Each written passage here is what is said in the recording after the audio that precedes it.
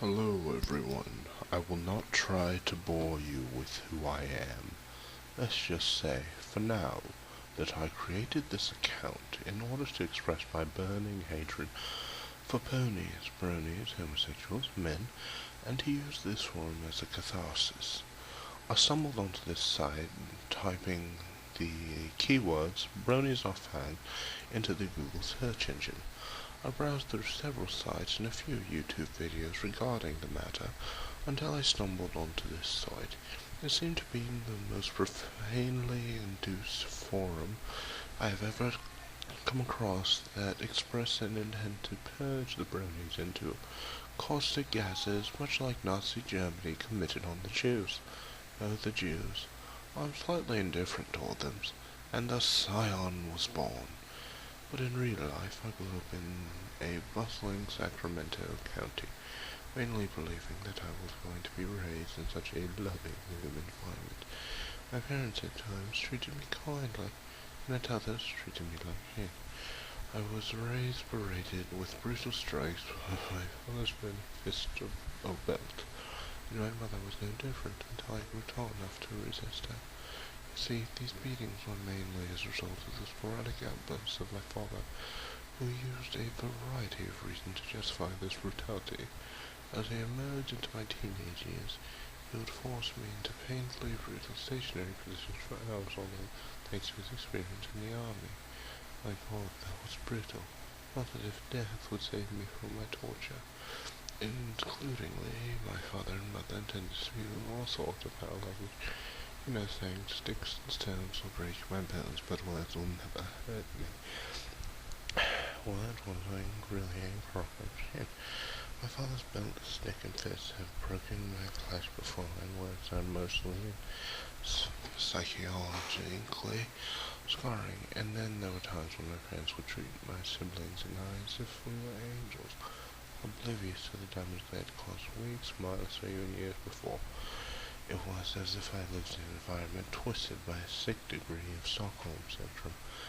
My hatred continued to boil from that point on, or more specifically, points on, since their benevolent attacks were also supplemented by potentially brutal acts later on. My father never honestly or sincerely issued an apology to me. I had to force the matter to spew a strained "I'm sorry" after a heatedly emotional struggle. But that wasn't very sincere, and he still treats me like shit today. Despite his promise of change for the greater good, he has reneged on this front. Look here, I am not trying to play the victim here as things were done in the past that would have never been sanctioned by any parent, but to beat to the point of bleeding, my father has taken it too far, and so I sit seething with a virological burning in my blood that continues to throb and multiply. I have learned that humanity is a selfless species, many times so shallow and evil that it disgusts me to the core of myself. But I am a hypocrite because I am also willing to inflict extreme harm to others, especially bronies and other filth of humanity. What faggotry is this to allow blind men to indulge in the feelings? A show intended for children, specifically young girls. This animation and the voices and voice actors all point out to a young female target audience. Damn bronies, why do you not possess Barbie dolls and view Barbie movies while you're at it? Oh, a lipstick and masturbate to and celebrity rug would tell this man drips down from your head like some deranged transvestite entranced between the worlds of men and girls. The brownies must be slaughtered because it sickens me.